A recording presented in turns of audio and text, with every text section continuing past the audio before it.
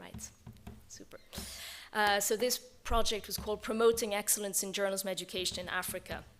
And it was meant to empower 10 journalism education schools across Africa to better respond to some of these challenges that I've just mentioned. And at the same time, it involved a collaborative reflection on what excellence in journalism education actually means. And a third component was to develop a community of practice around journalism educators in Africa, so that they could share materials, share knowledge, develop collaborative processes. And to reach these objectives, the project had 3 key phases. The first phase was to develop these criteria of excellence in journalism education, specifically tailored to the African context. The second phase was to invite journalism education institutions across Africa to carry out a self-assessment of their programs to see how well they were meeting those criteria and to identify possible gaps. And then the third phase involved providing grants to selected journalism education institutions to implement projects that addressed some of those identified gaps. So I'll just run you through those 3 phases a little bit more in detail. So regarding the first phase, really a central element of this project was the bottom-up approach, the fact that it involved a co-creation process involving journalism education institutions across Africa, and this was done through a series of 5 consultations that brought together over 100 journalism educators from 80 schools in 37 countries. So they exchanged insights on what needs to be done to reinforce the quality of journalism education in Africa. And following these collaborative discussions, a set of criteria were defined that are structured around 5 main axes. So the 5 criteria are that journalism education should be human rights based and encourage the practice of ethical journalism, that it should be responsive to the practical training needs in the given country or region, that it should be alert to innovation, to trends and new opportunities in the practice of journalism, that it be attentive also to the shifting socio-economic, political and environmental realities of African countries and regions, and finally, that it be responsive to the specificities and nuances of African media and communication ecologies, and that it encourage the unique role of journalism within these ecologies. So these are the kind of overarching criteria that were then elaborated around 3 main components, so how these should be reflected within the curricula of the universities involved, within outreach and within internal capacity building and development. The second phase of the project involved the self-assessment. So here a questionnaire was developed, kind of looking in more detail at these criteria, and it was a tool that helped journalism education institutes self-assess their programs and how well they were reaching those criteria. And then, based on the identified gaps in the third phase,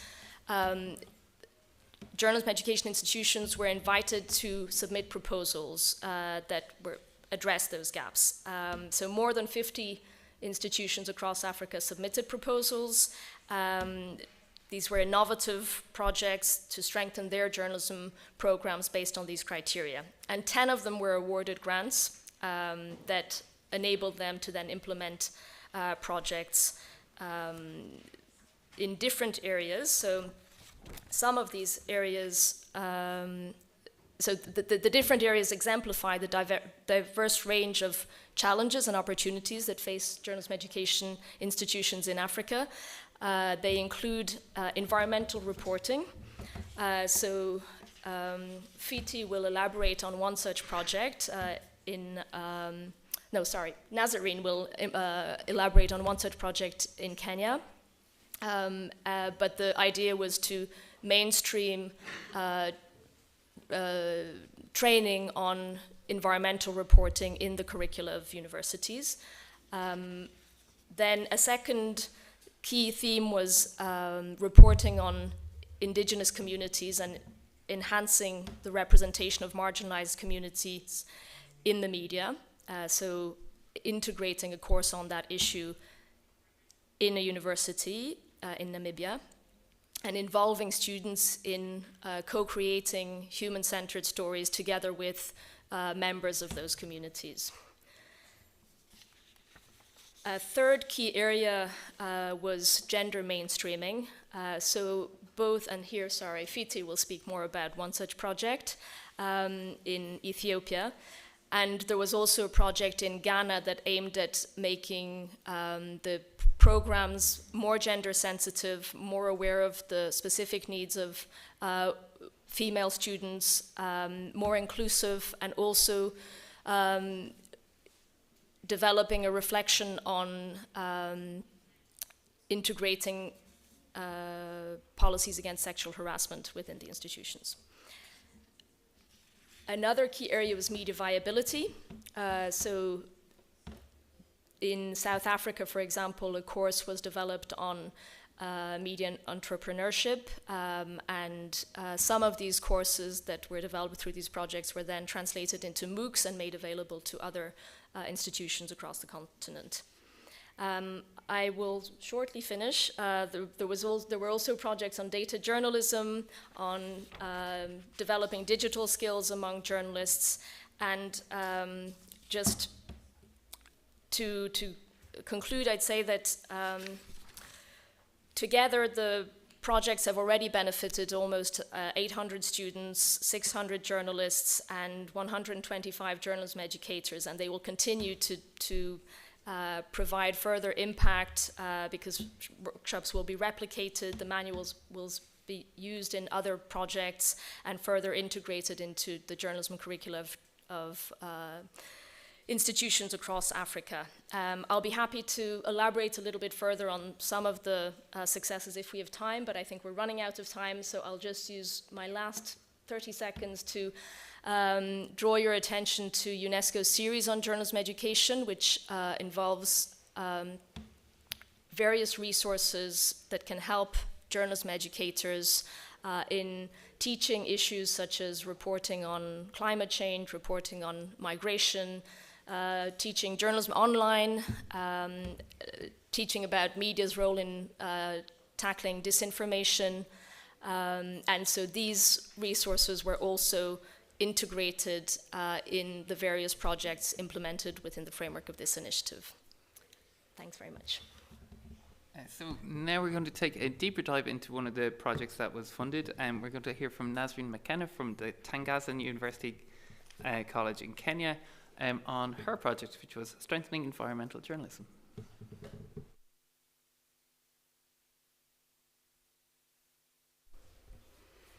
Good morning, everyone. I'm Nazarene from Tangaza University College. So first, I will talk about who we are. We are a private university, a Catholic university from Nairobi, Kenya. And our university has 3 schools: School of Theology, School of Education, and School of Arts and Social Sciences. Under the School of Arts and Social Sciences is where you will find the Institute of Social Communication, which I'm representing here today. And we train journalists and we train students on journalism and media studies. So as Saorla presented, we were among the beneficiaries of the grant to run a project on environmental journalism. So what we did was, when we took the assessment to see the gaps that we have as an education institute for journalism, we found that we have barely done anything to do with environment reporting.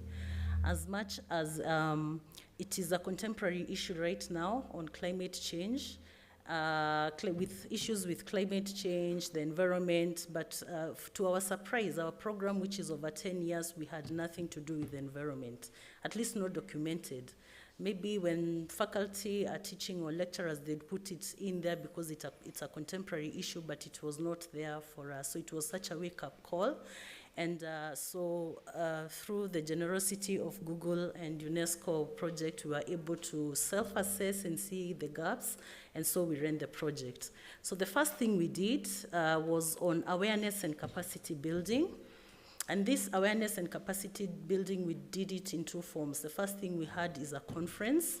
And so we invited a keynote speaker from a media house in Kenya that is well known, and he's experienced. He's actually an award-winning journalist in Kenya on environment. We invited people from UNESCO so that they can tell us more on how or what they want us to teach on climate reporting, which really guided us in our curriculum development, and other players, including Laudato Si. From this conference, what came out really was how much reporting for environment, especially in the Kenyan context, is not as easy as any other form of reporting or reporting for any stories. And I believe it is not just in Kenya, but all over the world. But this keynote speaker, he's called Mr. Linus Kaikai. He told us that actually reporting for the environment it's the second most dangerous job for a reporter after war reporting. So they're going hand in hand. So in other words, he was telling us it is just beyond knowing how to report for the environment, teaching students how to report for the environment, but as a long-term project is to know how we can also teach them that environment is also hostile to report for. It was very insightful, and we got to learn a lot. And it was really majorly student-centric because, as we shall see now in the next slide, part of awareness and capacity building, we had a faculty development workshop. And this workshop is the one that you actually face reality. You know, when you're with students, there's excitement, and we can tell them, you know, we want you to start thinking about the environment, how you can now teach, steering your career towards environmental reporting. But when you meet as faculty members, you know the difficulty that comes with.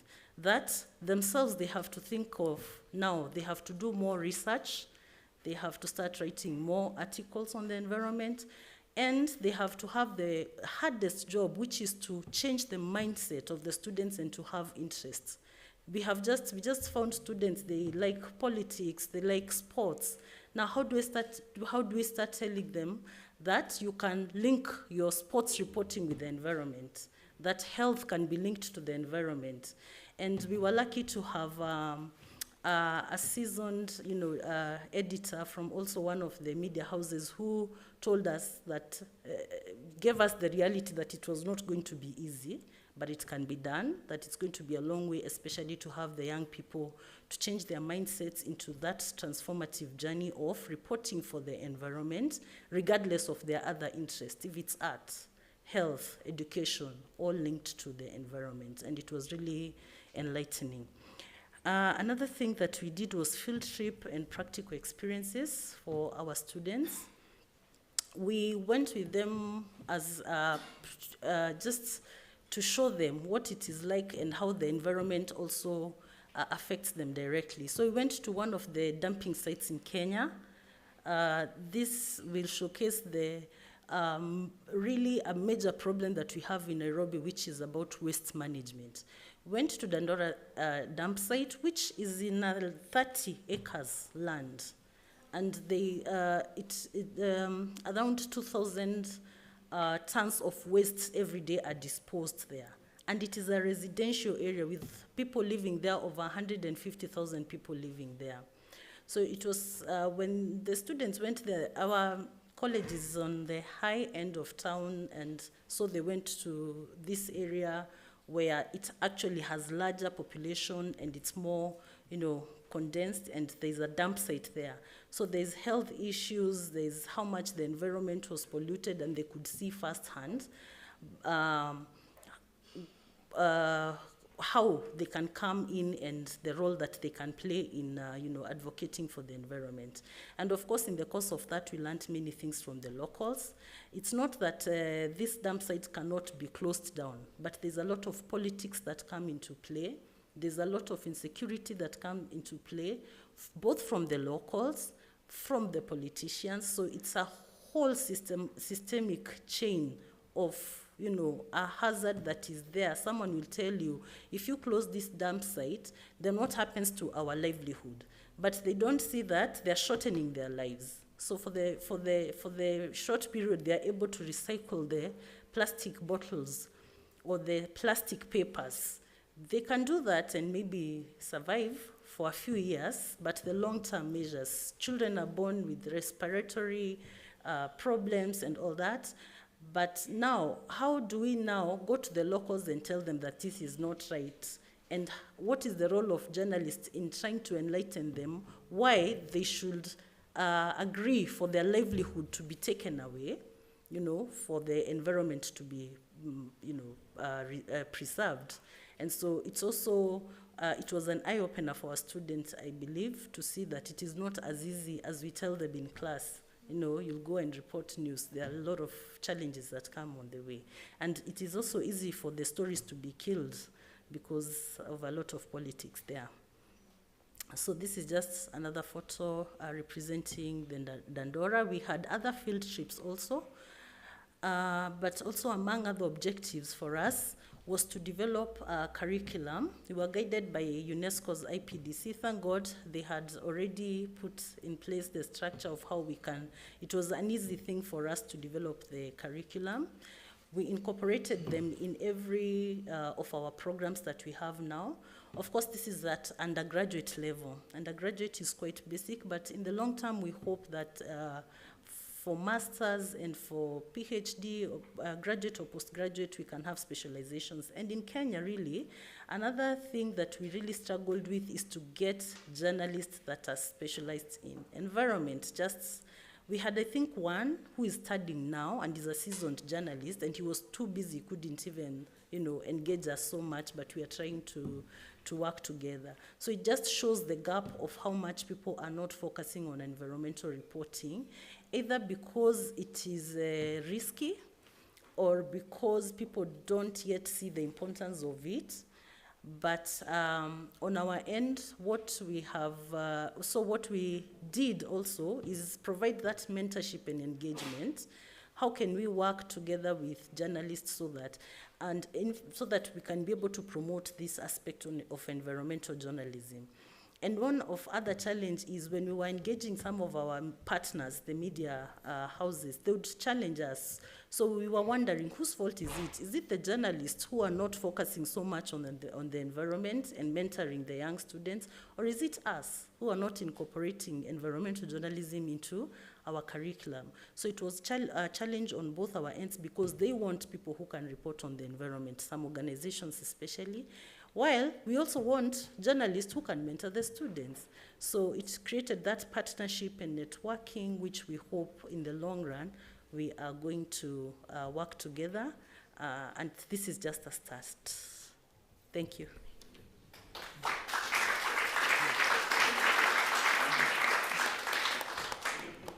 Thank you, Nazarene. So another one of the projects which was given extended funding was led by Fitih Alemu, a lecturer and project lead from Bahir Dar University in Ethiopia, and the project was reconstructing peace through gender-sensitive reporting. So we're going to hear a bit more from that. Thank you. Is it on? Yeah. Thank you, Vincent.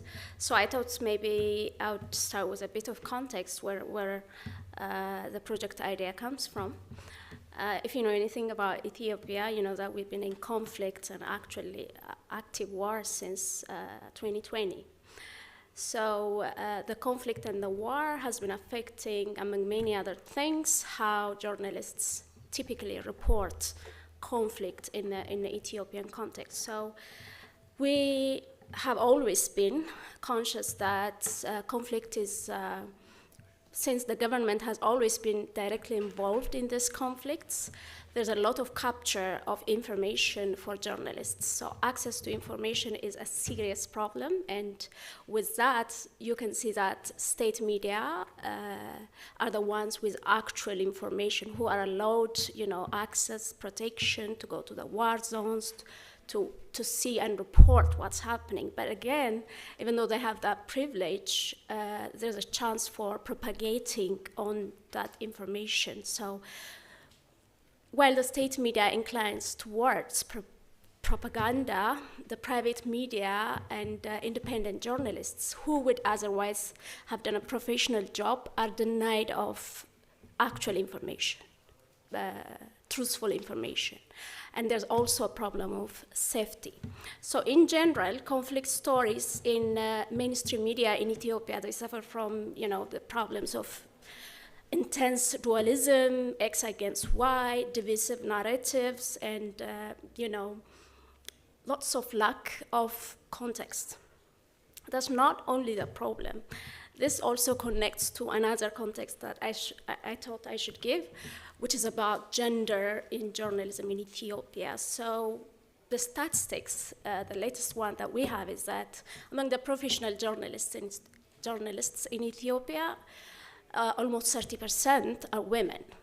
But if you think that number is low, there's also a problem of representation in regards to content. So women are usually allowed for, what's called soft journalism, not much critical content, and more for, physical portrayal, objectification purposes. Why we don't have much women in serious journalism is not just about sexism and patriarchy in the systems, but also about safety, because the safety concern is even worse for female journalists. You can see how online abuses are worse for female content creators. So there is that problem. Women are both misrepresented and underrepresented in media in Ethiopia. But with the conflict increase, an interesting turn up is that gender-based violence and women have been covered more and more in the war context. And for another purpose, I've been doing this rapid assessment of how women were represented in conflict stories. But when I say conflict stories, it's mostly war stories instead of conflict story. We would rather call it war journalism because that's what they focus on. Who killed what, how many atrocities have been there, instead of context and processes and backgrounds. So in the context of the wars in Ethiopia, women have been covered mostly as victims, survivors, just to demonize enemies, mostly. And I had the chance to interview a few of these reporters who admitted that if it was not for the war and for the purpose of showing the people how bad the enemies are, these women would not have been covered. And there's also an issue of ethics in covering gender-based violence. There's no protection, there's no follow-up, and these victims are, again, re-victimized, if you understand what I mean. So the representation of women as agents in society, as active parts of the reconstruction process, as people who should take roles in whatever hope we have and progress, is very low. So there's underrepresentation of women, and we feel that if we have more women journalists who create content, that problem can be helped, even though that's not an entire guarantee that gender representation will be better if more female journalists are there. So there's a need for change of mind both in male and female journalists. We had that background. Another final background, too many backgrounds. Final background is that we have increasing number of journalism schools in Ethiopia. We now have 25 journalism schools, but quality is a serious problem because journalism needs intentional budgeting, as you know, for equipment, studio environment, and such. But quality is a problem, and our students are not normally exposed to the practicality of journalism. That physical, hands-on experience is still lacking. So we did the self-assessment that UNESCO provided us with, and among the many gaps that we have, and also strengths, we felt that the second criteria among the five criteria, responsiveness to the practical training needs in a country and region, that was an area that we could work on for now. That's where the idea came from. So we planned for a project on gender-sensitive conflict reporting. We basically want an alternative approach of storytelling, whereby instead of focusing on who did what and focusing on the simplistic, superficial aspects of conflict, we engage stories that are helpful for collective healing. And for that, diverse voices are very important. And what better place to find diversity than a public university? Because the government assigns students to universities randomly. So we have students from diverse ethnic background, linguistic background, and political views.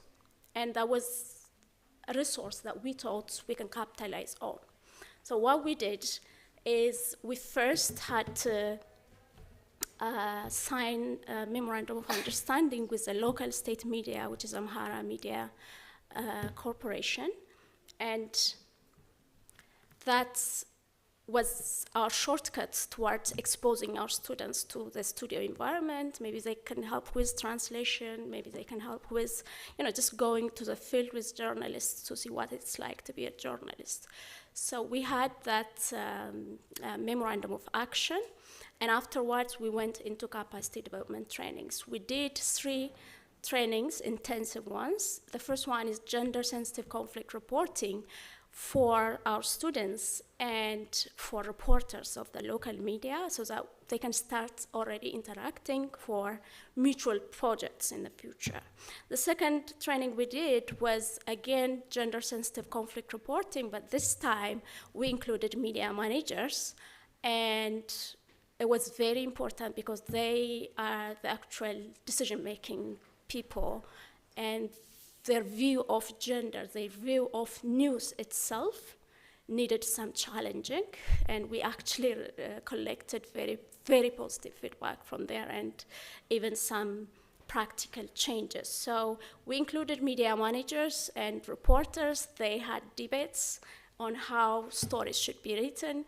They reflected that storytelling is more fictional than journalistic. So are you trying to ask us to compromise the seriousness of journalism? And all that came out. But all in all, we were able to ignite that interest in maybe we can do this differently.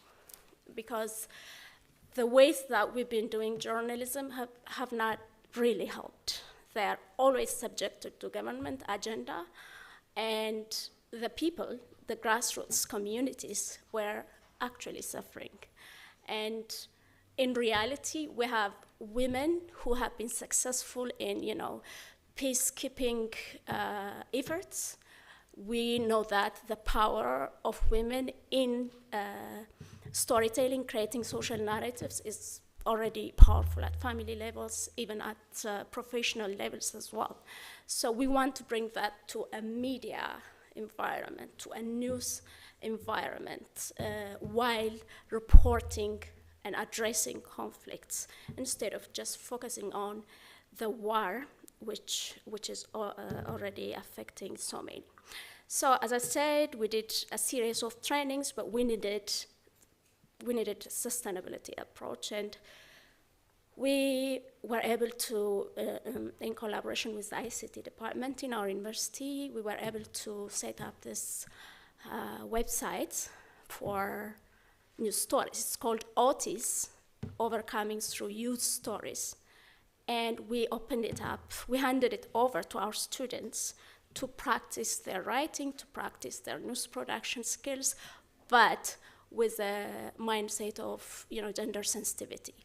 80% of the students involving there and in the trainings are female, and their involvement they're academically very impressive, and we wanted to push them towards a more content and professional arena, and that's looking very good so far, even though it's a very short amount of time since we started. And our website is a work in progress, but already we have contents being submitted, students who want visibility because they're looking to graduate and to show their employers what they have been doing.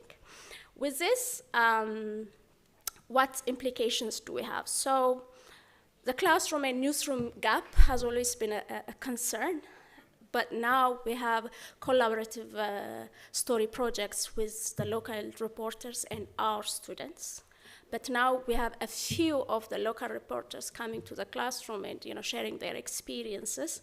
Now we have our students sent out to the local media and just look around, because it can be intimidating for a boy from a very remote rural area to come to all these things in a studio environment, and that's a huge step for us from our context. Another implication is the alternative storytelling approach. So we are trying to, together with our students, we're trying to see how else can we tell this story? What are the positive things that could come out of this? What can we bring out from our personal dormitory conversations into the mainstream so that people can think about it in a more constructive and progressive approach? That's another implication. We are definitely preparing our students to the industry environment, both as entrepreneurs in journalism and employees as well. We are also working around how this can be sustainable, especially through the website. It's called jokobidu.com. As I said earlier, it's still a work in progress, but we have much, much hope for it. But overall, as a final point, I see that this project has helped us in three major ways. The first one is narrowing this gap and kind of awkward relationship between journalism schools and media houses who are conscious of what we say about them. When I say we, I mean education. So there's a kind of, they're becoming closer and closer, even though it's a long process. We now have more comfortable journalists who are okay to deal with us. Another one is the educational approach. So it did not need much money to push students towards the practical realm, and that's a huge step. We can set this as a tradition, and over the years, maybe this will be the normal way of teaching journalism, because the curriculum is not catching up with what journalism in reality is going through, and we need that kind of relationship with the practical environment for students. And finally, I would say, well, the budget is not the biggest grant, but I would say the timing of this project is almost perfection because of the psychological gloom that we're in. So we were not able to do the trainings in time because our students were sent home because of the war in the city for about 8 months. But when they came back, we started giving them trainings, showing them about this website and how we can work on it, and it's been a great inspiration. Instead of the lectures, all these assignments, and the stress of studying, the website has been, a place of hope and motivation. So with this, I want to thank your team, Saorla, and thank you all for your attention.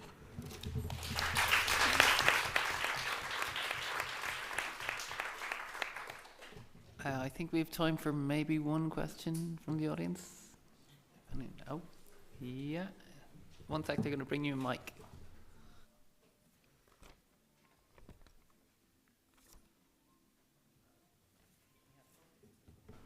I think he had his hand up first. Hello, how are you? My name is Abbas Mpindi. I come from Uganda. I've spent the last 12 years of my life building the next generation of journalists. There's one lesson which I don't see highlighted, and that's leadership in journalism.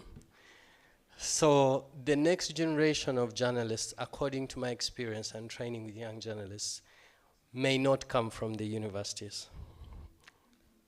And even right now, the next generation of journalists need more than just a university.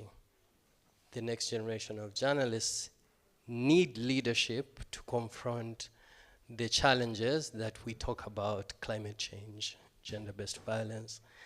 And the reason is they need to anchor themselves under a certain calling that inspire them to invest their life to journalism.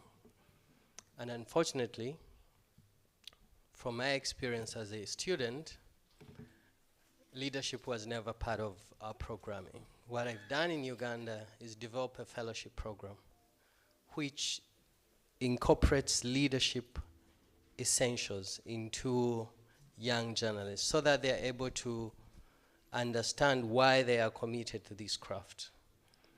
And then we partner with universities. So currently we're also working with UNESCO in Uganda to bridge that gap. So we might also want to redefine a little bit what education institutions are, because some of the interventions might need to work with institutions that are not ideally within the traditional education systems.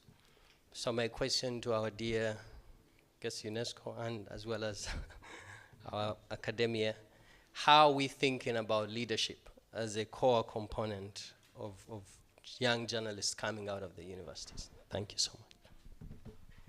So we have a sister project called JLL, which is journalism leadership, which we open to applications about once a year, and we take some African media leaders and they go on I think it's a 12-month program where they learn leadership skills to address the exact concerns that you've raised. I'm happy to give you some more details on it afterwards.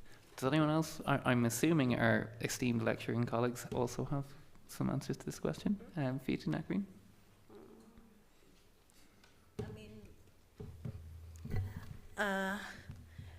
What I can say is, first of all, we cannot dismiss education, and I'm not saying you're dismissing it. I am saying they can be complementary. I mean, you want to lead people who know what they want, or who at least have an idea of the skill.